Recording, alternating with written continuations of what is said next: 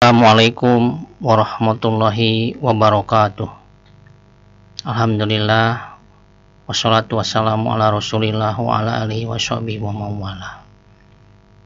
Alhamdulillah, pada pertemuan ketiga kali ini kita bisa bertatap muka kembali secara online dalam acara perkuliahan Masail Fikih Muamalah. Untuk kali ini yang akan dibahas adalah berkenaan dengan sumber hukum Islam menurut Imam Madhab dan metode penyelesaian hukum masail fikih muamalah. Pertama, menurut Imam Abu Hanifah, sumber hukum Islam yang pertama adalah Al-Quran. Al-Quran adalah kitab Allah yang diturunkan kepada Nabi Muhammad SAW yang diriwayatkan secara mutawatir atau isinya mustahil dari bohong. Dipandang ibadah apabila dibacanya, diawali oleh surat Al-Fatihah dan diakhiri oleh surat An-Nas. Kedua, hadis-hadis adalah apa-apa yang diriwayatkan dari Rasulullah SAW, baik berupa ucapan yang dikenal dengan hadis qauli, berupa perbuatan yang dikenal hadis fi'li, dan berupa ketetapan atau takrir yang dikenal hadis takriri. Ketiga, pendapat sahabat, maksudnya pendapat-pendapat yang dikemukakan oleh sahabat Rasulullah SAW seperti sahabat Abu Bakar, Umar, Utsman, Ali, dan lain sebagainya. Keempat, kias, artinya menyamakan kasus hukum yang belum ditentukan hukumnya oleh nas Al-Quran dan hadis dengan kasus hukum yang telah ditentukan hukumnya oleh nas karena ada kesamaan hukum, ilat hukum, atau yang dikenal dengan rasio legis. Selanjutnya, yang kelima, istishhan. Istishhan adalah berpalingnya seorang mujtahid dalam menghukumi sesuatu yang tadinya menggunakan kias jali menjadi kias hopi, atau yang dari hukum kuli kepada hukum juz'i karena ada dalil khusus yang menghendakinya. Selanjutnya, ijma'. Ijma' adalah kesepakatan para ulama mujtahid setelah wafatnya Rasulullah SAW dalam permasalahan tertentu. Kemudian urab adalah kebiasaan yang lazim dilakukan oleh masyarakat, baik berupa ucapan maupun perbuatan. Yang kedua, menurut Imam Malik, sumber hukum Islam atau dari hukum Islam yang pertama adalah Al-Quran, tadi sudah disebutkan maksudnya. Kedua, hadis, tadi sudah. Ketiga, amal penduduk Madinah, maksudnya setiap perbuatan yang dilakukan oleh penduduk Madinah. Yang keempat, fatwa sahabat, setiap fatwa yang telah dilakukan oleh para sahabat. Yang kelima, kias, tadi sudah. Yang keenam, maslahah mursalah. Maslahah mursalah maksudnya adalah kemaslahatan yang tidak disebutkan secara eksplisit hukumnya dalam nas Al-Quran dan hadis, serta tidak ada dalil yang membatalkan atau membenarkannya, namun secara umum tidak bertentangan dengan nas karena sesuai dengan tujuan atau maqasidus syariah. Selanjutnya, istishhan, tadi sudah. Kemudian daroi maksudnya adalah wasilah atau jalan yang menghantarkan kepada suatu perbuatan, baik diperbolehkan atau dilarang. Wasilah atau jalan yang menghantarkan kepada suatu perbuatan yang dibolehkan harus dibukanya, atau yang dikenal dengan fathud dari'ah. Sebaliknya, wasilah yang menghantarkan kepada suatu perbuatan yang dilarang harus ditutupnya, yang disebut dengan saddud dari'ah. Selanjutnya, menurut Imam Syafi'i apa saja sumber hukum Islam itu? Yang pertama Al-Quran, kedua hadis, ketiga ijma', keempat pendapat sahabat, yang kelima kias. Ijma' yang dikemukakan oleh Imam Syafi'i adalah ijma' sahabat yang mungkin terjadi.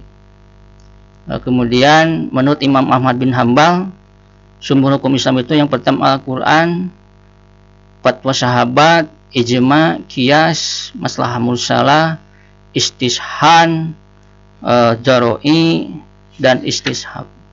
Istishab maksudnya adalah memberlakukan hukum asal atau terdahulu sampai ada ketentuan hukum baru yang mengubahnya karena terdapat dalil yang menyertainya. Lalu ditambah dengan sumber hukum Islam menurut Daud Ad-Dahir Al-Asbahani dan Ibnu Hazm, yang dikenal pula dengan madhab Zahiri. Sumber hukum Islam yang pertama menurut Dawud dan Ibnu Hazm adalah pertama Al-Quran, kedua hadis, tiga pendapat sahabat, keempat ijma, kelima ijtihad. Selanjutnya ditambah dengan bagaimana metode penyelesaian hukum dalam masail fiqhiyah. Pertama adalah memperhatikan bentuk akad muamalah yang terjadi, kemudian menghubungkannya dengan esensi akad tersebut. Misalnya bagaimana hukum jual beli apartemen di dalam peta, yang kasusnya ini dianalogikan kepada akad istisna. Yang kedua, memperhatikan cakupan muamalah kepada esensinya, kemudian memperhatikan hukum yang terkandung di dalamnya dengan ketentuan yang sudah ditetapkan Allah dan Rasulnya. Misalnya gharar, riba, dan judi. Selanjutnya yang ketiga, memperhatikan syarat-syarat akad muamalah yang telah ditetapkan dalam fikih Islam, kemudian menerapkan syarat tersebut kepada akad muamalah kontemporer. Misalnya dalam jual beli dan sewa menyewa. Permasalahan-permasalahan muamalah sekarang banyak kita saksikan timbul, seperti permasalahan hukum muamalah dalam kasus akad jual beli online. Apakah jual beli online saat ini terpenuhi syarat rukunnya sebagaimana yang telah ditetapkan oleh para ulama dahulu? Bila sudah terpenuhi, maka hukumnya boleh akad tersebut. Bila tidak terpenuhi, maka hukumnya adalah tidak diperbolehkan.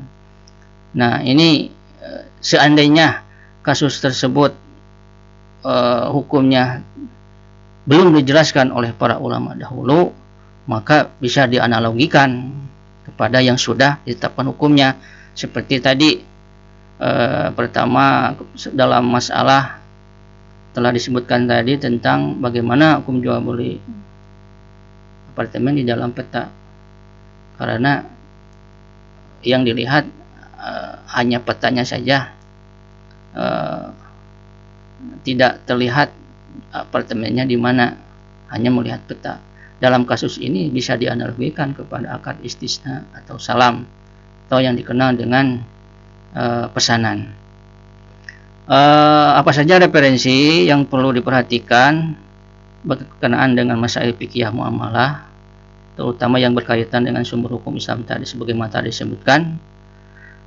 Di antaranya adalah, contohnya adalah Ahmad Timur Bas dalam kitabnya Nadratun Tarihiyatun fi Hurusi Madhahibil Fiqhiyah, Beirut, Darul Qadiri, cetakan 1 tahun 1411 Hijriah atau 1990 Masehi.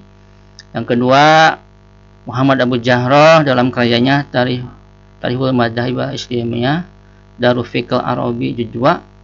Kemudian yang ketiga, Sa'duddin Muhammad Al-Kibi. Nah, ini kitabnya Al-Mu'amalah Amaliyah Al-Mu'asyarah Fidul Islam, Beirut, Al-Maktab Al-Islami, cetakan 1 1423 Hijriah atau 2002 Masehi.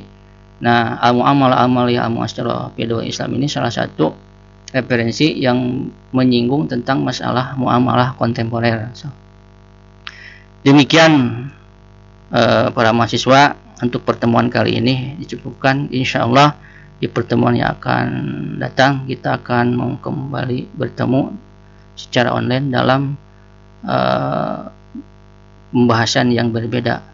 Akhirul kalam, wassalamualaikum warahmatullahi wabarakatuh.